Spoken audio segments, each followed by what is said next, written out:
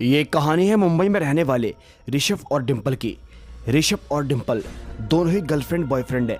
इनकी हाल ही में अभी शादी होने वाली है, लेकिन शादी से पहले इन लोगों ने जाने का फैसला किया डिंपल के मुकेश अंकल के यहाँ पर, जो कि भोपाल के अंदर रहते हैं। भोपाल पहुँचते ही ऋषभ के साथ होने लगी कुछ ऐसी अजीबोगरीब घटनाएं जिसको देखने के बाद आपके भी रोंगटे खड़े हो जाएंगे। वहां पर जाकर ऋषभ को दिखाई देती है एक बहुत ही रहस्यमयी लड़की, जो कि केवल रातों में उससे मिलने के लिए आया करती थी। उस लड़की का ना ही कोई नाम था और ना ही कोई परिवार।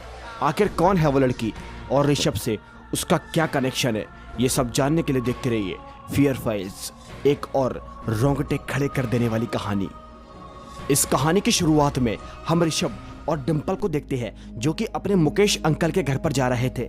जैसा कि मैंने आपको बताया, इनके मुकेश अंकल भोपाल के अंदर रहते हैं और डिंपल तो यहाँ पर बचपन से ही आती जाती रहती थी, लेकिन ऋषभ पहली बार उनके घर पर जा रहा था। ये लोग कार के अंदर बैठकर आगे की तरफ बढ़ते जा रहे थे, लेकिन आगे से एक कार बड़ी ही रफ्तार में आ रही थी, लेकिन ड्राइवर ब्रेक नहीं लगा रहा था और तभी देखते ही देखते वो कार बहुत ही पास आ जाती है। इतने में ऋषभ काफी जोर से चिल्लाता है और उसकी चीख को सुनकर ड्राइवर गाड़ी को रोक देता है। डिंपल उससे कहती है कि आखिर तुम इतनी जोर से क्यों चीख रहे हो, लेकिन ऋषभ उसे वही कार के बारे में बताता है, लेकिन वहां पर कोई भी ऐसी कार नहीं थी।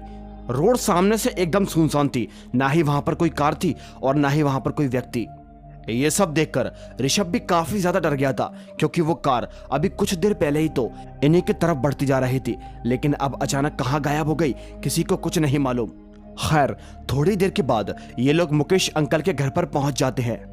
वहां पर जाते ही ऋषभ उनके घर को ऐसा देख रहा था जैसे कि वो पहली बार नहीं बल्कि पहले भी यहां पर आ चुका हो। और जब वो मुकेश अंकल से मिलता है तो वो दोनों एक दूसरे को ऐसे घूर रहे थे जैसे कि वो वर्षों से एक दूसरे को जानते हों। एनीवेज, उसके बाद तभी मुकेश अंकल उनको अपने घर के अंदर लेकर चले जाते हैं और इसके बाद तभी रात होती है। रात के वक्त पर हम ऋषभ और डिंपल को देखते हैं, जो कि आपस में रोमांस कर रहे थे, लेकिन तभी यहाँ पर ऋषभ को कुछ अजीब तरह के विजन्स आ रहे थे। ये सब देखकर डिंपल को काफी बुरा लगता है। वो सोचती है कि ऋषभ ना जाने कौन सी दुनिया में खोया हुआ है। वो उससे पूछती भी है कि आखिर तुम्हें क्या हो चुका है। ऋषभ उससे कहता है कि मुझे ना जाने क्यों ऐसा लग रहा है जैसे कि मैं यहाँ पर दूसरी बार आया हूँ। और अब उसकी ऐसी बातों से डिंपल नाराज हो जाती है और वहां से चली जाती है। गई रात को ऋषभ को एक बहुत ही अजीब तरह के गाने की आवाज सुनाई दे रही थी। वो फौरन ही घर से बाहर निकलता है और बाहर आकर वो उस गाने की आवाज को सुनकर काफी ज्यादा अट्रैक्ट हो रहा था और तभी वो आगे की ओर बढ़ता जाता है। उसे कुछ नहीं मालूम था कि आखिर वो कहां पर जा रहा है, लेकिन बस ये मान लो कि वो एक तरह से उस गाने के वश में हो चुका था। थोड़ा सा आगे जाने के बाद वो देखता है कि वो अपने घर से बहुत दूर आ चुका है और अब उसे घर का रास्ता कहां पर है ये कुछ भी समझ में नहीं आ रहा था। और थोड़ी देर के बाद उसे एक लड़की की घुंघरू की आवाज सुनाई देती है। तभी वहां पर एक लड़की आती है, जो कि अपने हाथों में लाल टेन पकड़ी हुई थी। ऋषभ उस लड़की को देखकर मदहोश हो गया। तभी वो उससे पूछता है कि मैं अपने घर जाने का रास्ता भूल चुका हूं। और वो लड़की, जो कि काफी अजीब थी, वो उसे इशारा करती है कि वो उसे उसके घर तक लेकर जाएगी। अब यहाँ पर ऋषभ उस लड़की के पीछे पीछे जाने लगता है और थोड़ा सा आगे जाने के बाद फाइनली वो लड़की उसके घर तक उसको लेकर पहुंच जाती है। दोस्तों, वो लड़की जिसका चेहरा इतना खौफनाक और इतना भयानक हो चुका था, जिसे देखने के बाद हर किसी के पैर तलों जमीन खिसक जाएगी। आधा चेहरा उसका पूरी तरीके से जला हुआ था, लेकिन जैसे ही ऋषभ उसके पास आता है तो वो एकदम नॉर्मल हो जाती है। ऋषभ उस लड़की से उसका नाम पूछता है, लेकिन वो लड़की इशारा करती है कि वो बोल नहीं सकती। थोड़ी देर के बाद मुकेश अंकल घर से बाहर निकलते हैं और ऋषभ को वहां से आवाज लगाते हैं और इसी के साथ अब वो लड़की भी वहां से गायब हो चुकी थी।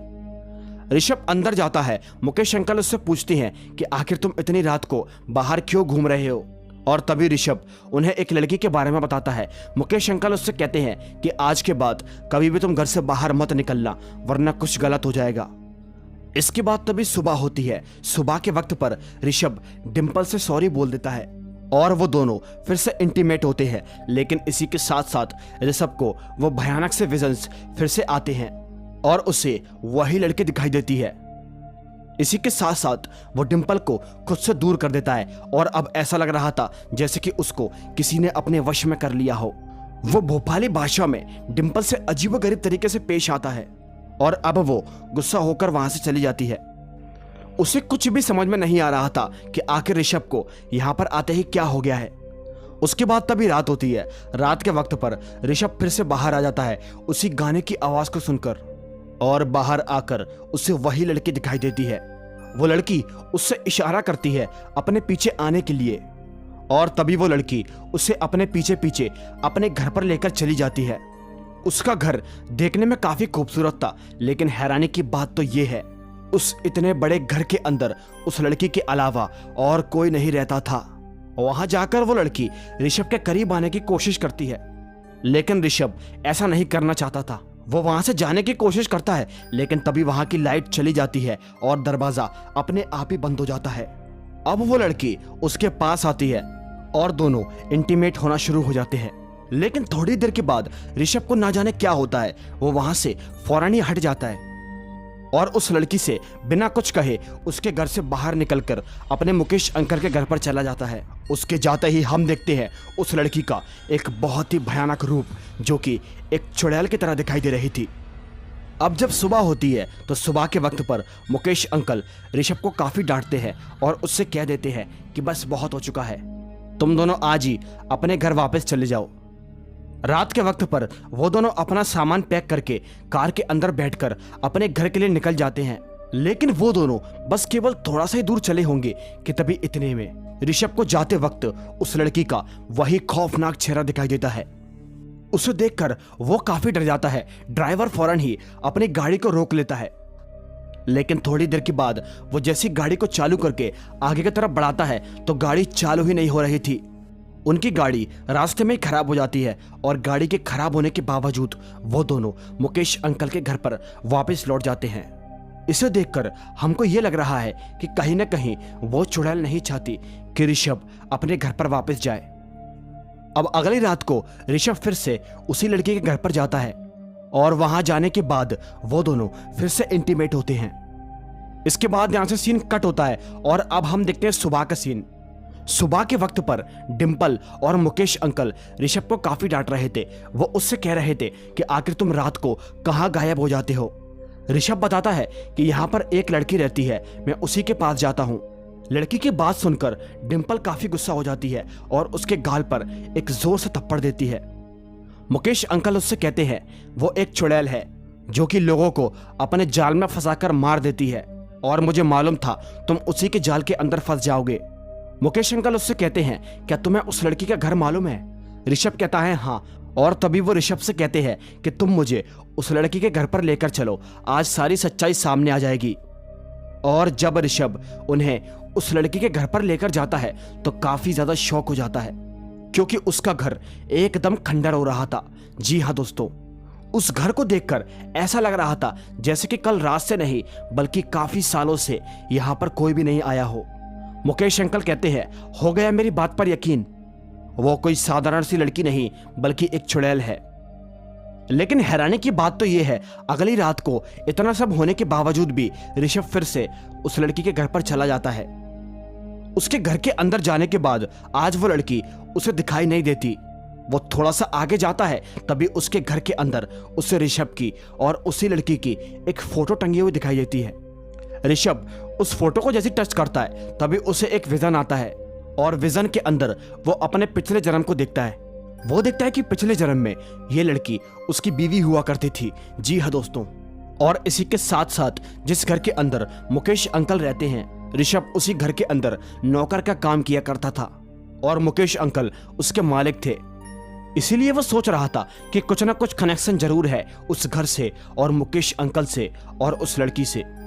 और ये बात मुकेश अंकल भी जानते हैं, लेकिन उन्होंने इस बात का जिक्र नहीं किया। एक बार जब ऋषभ अपने घर पर नहीं था तब मुकेश अंकल उसके घर के अंदर चले गए थे और उन्होंने उसकी पत्नी के साथ जबरदस्ती करके उसको मार दिया था। यह सब विजन देखकर ऋषभ काफी डर जाता है और उसे मुकेश अंकल पर काफी गुस्सा आ रही थी। थोड़ी देर के बाद रियल वे में मुकेश अंकल उसके पास पहुंचते हैं। तभी ऋषभ मुकेश अंकल पर गुस्सा करता है और उनसे कहता है, बता तूने कैसे मारा था उसको। और मुकेश अंकल सारा सच उगल देते हैं। वो कहते हैं, हाँ मैंने ही मारा था उस लड़की को, और उस लड़की को ही नहीं, मैंने तो तुझे भी कार एक्सीडेंट में मरवा दिया था। और मैंने सब लोगों से जो कहा था उन लोगों ने वही माना। लेकिन अब गड़े मुर्दे बाहर आ चुके हैं तो इनको हमेशा के लिए ही दफन कर देता हूँ। मुकेश अंकल ऋषभ को मारने की कोशिश कर रहे थे। वो अपने साथ एक गन भी लेकर आए थे, लेकिन इससे पहले कि मुकेश अंकल उसको मार पाते तभी वहां पर एक दीवार थी जो कि अचानक ही टूटना शुरू हो जाती है। और थोड़ी देर के बाद वहां पर वही चुड़ैल यानी कि वो आत्मा आती है, और वो आत्मा मुकेश अंकल को नुकसान पहुंचाने की कोशिश करती है। और इसी के साथ साथ वो दीवार भी टूट जाती है। उस दीवार के पीछे उस लड़की का यानी कि ऋषभ की पहली पत्नी का कंकाल था, जिसे कि मुकेश अंकल ने यहाँ पर छुपा कर रखा था।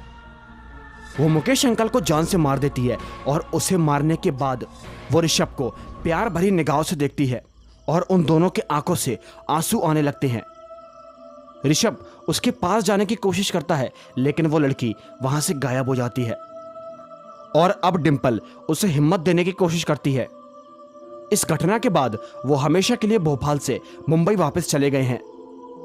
अभी तक जो भी हुआ इस सब के लिए ऋषभ ने डिंपल को सॉरी बोल दिया, और अब धूमधाम से उनकी शादी हो गई। और शादी के बाद अब वो अपनी लाइफ को बहुत ही हंसी खुशी बिताते हैं।